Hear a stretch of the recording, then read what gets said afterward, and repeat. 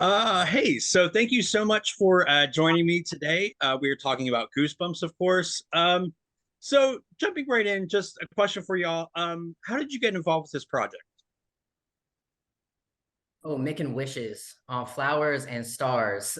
This is like a dream come true opportunity. And was mostly done over Zoom. It was funny, we just got into these Zoom meetings, and my first thought was like, wow, this feels like we're doing like chem tests again. Because the first No, time we yeah. all properly met was through Zoom or just through phone calls.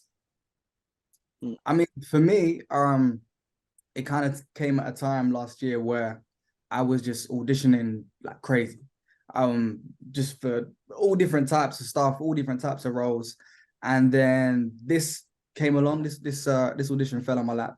And straight away from the character description to the audition script that I had, I knew that it was something that I wanted to grab with both hands. So yeah, it came through. It came through. I was a fan of Goosebumps before. And then yeah, like Miles said, a lot of the stuff was all over Zoom. So we're quite used to this parameter that we're, that we're talking to you today. Nice. When it first got sent to me, I don't even think it was a finished pilot. I think it was like a script that they had written like years before. And I'd always like loved the Goosebumps books growing up. And I wasn't in a place, I'm still not in a place where things are just like coming across the desk.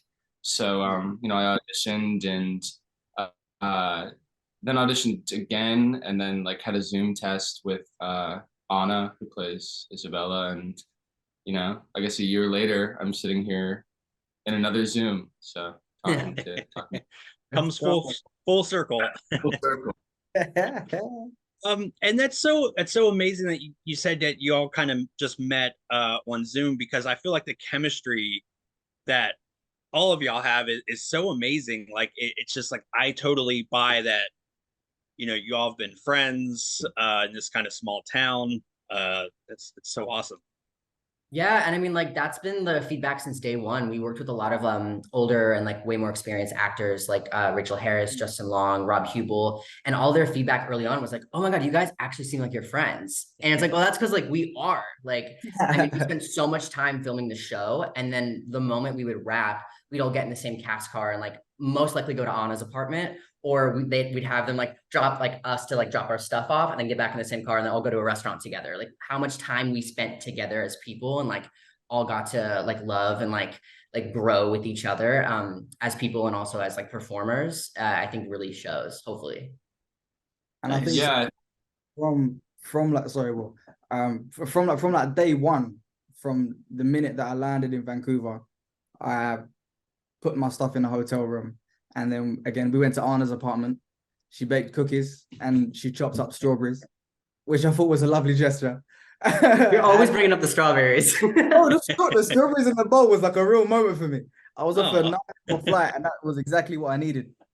Um, and yeah, from day one, we were all just kind of hanging out outside of work hours, and then that chemistry that we built on a personal level was then transformed into us in character on set. So yeah, that's really nice that you said that because we all got on very, very well. nice.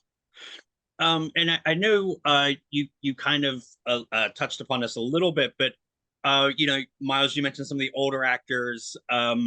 So a question for y'all would be like, did they give you any really great advice or any like not really coaching, but just like some really great kind of insight into, being like acting in this business and Yeah, I think just like, getting to work with them was like the biggest like I don't know what the word is, like just like the best moment of all of it, like Rob Hubel for me was like a huge mentor just because he was so loose and like honest, like in scene work, like you could see the reality of the character in his eyes, and he would also just play.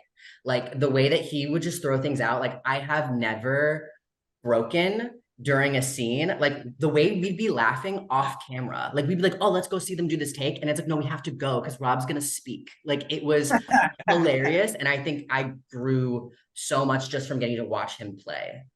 Yeah, the dinner table scene in episode 5 is they're cutting around all of us breaking because every time that Rob came out with the cork, like the cork in the bottle, it's just so perfectly like cringe, and and it was like the end of a long week, and we were just having a blast with it. And all of these older actors, I'd grown up watching them in things, and I think the biggest thing, like Rachel Harris said to me one time, was like she sensed that maybe I didn't get what I was looking for in a scene where the coverage was on me, and she's like, you can ask for another.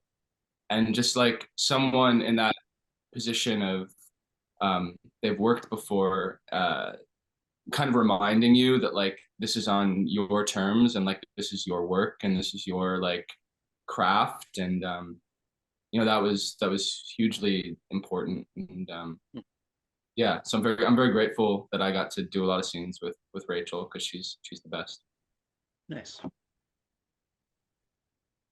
Yeah, no, that's awesome.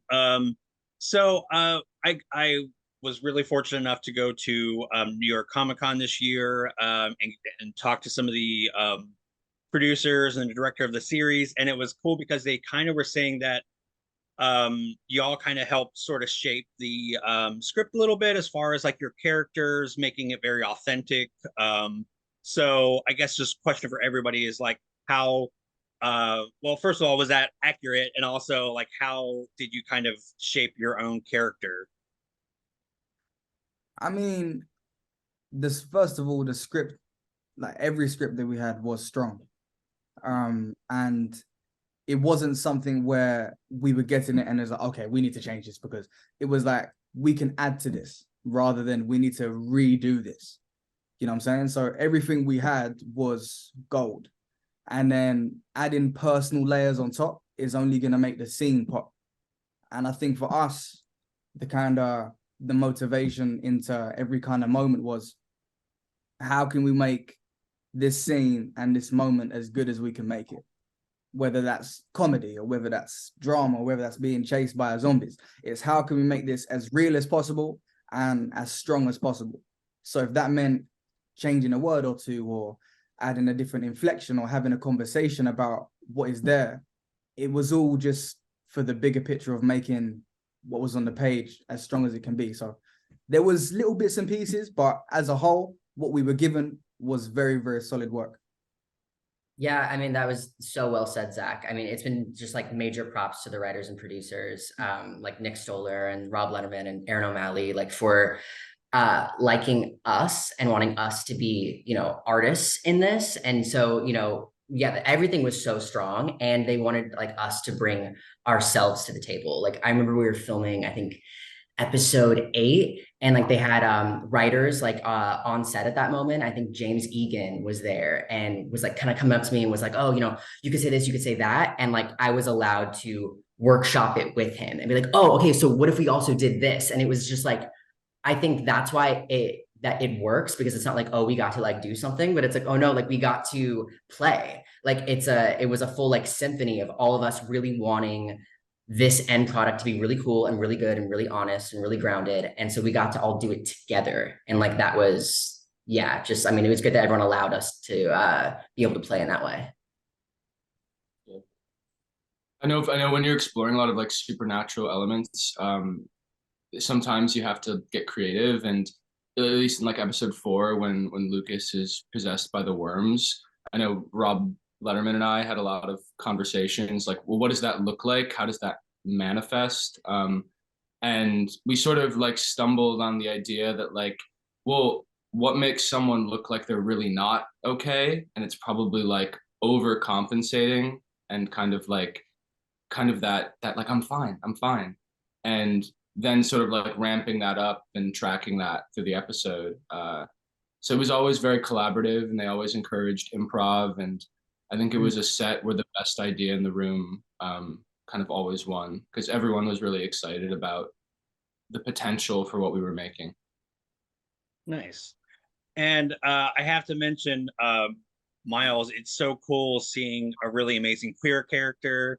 You know, as somebody who's queer myself, it's so cool. I love that we're kind of living in this almost golden age of like really great like queer content, especially like horror, because I know like we have a lot of horror fans among us. So I was wondering if you know that's anything you want to speak about as far as like adding that kind of really great representation to the show. Oh, thanks. I really appreciate you saying that. Yeah, I mean, again, major props to the writers and producers for, creating a queer storyline. And what I love specifically about playing James was it was a story that centered, queer struggle, but it wasn't a struggle that's exclusive to queer people. Like there was no point in the story where James is trying to figure out his sexuality. He's trying to figure out how to be confident. And so that's like, a universal struggle that we all have to navigate and deal with. So I think allowing an audience to really empathize and like relate to a queer character is only going to do good in the world.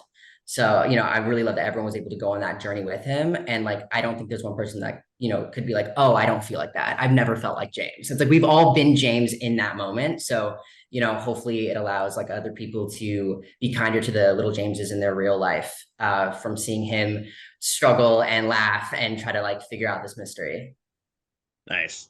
I have to ask, like, do you still have the kitty cat outfit or no? No, and I was supposed to have it for the gallery shoot. They were like, "Oh yeah, you about to be 50 feet tall on these billboards, in this little outfit." And then I showed up with a little sweater. I was like, "Okay, cool." Oh darn. Okay. So it looks like I need to wrap up. I know it's kind of weird. This is usually the point where I'm like, what are y'all up to next? But with the strikes finally being over, I guess is there any projects that you all have like tentatively or anything that you can want to plug? No, unfortunately. Watch episode 10 on Hulu. Yeah. Episode 10 is out on Friday on Disney Plus and Hulu streaming. Yes. What Definitely day? check it out. Yeah, it's such a great yeah. Yeah, it's such a great show. Oh my gosh. It's so cool to be able to talk to y'all and I really appreciate it. Thank you so much. Hey, Sweet. Thanks, Mike. All right, thanks. All right.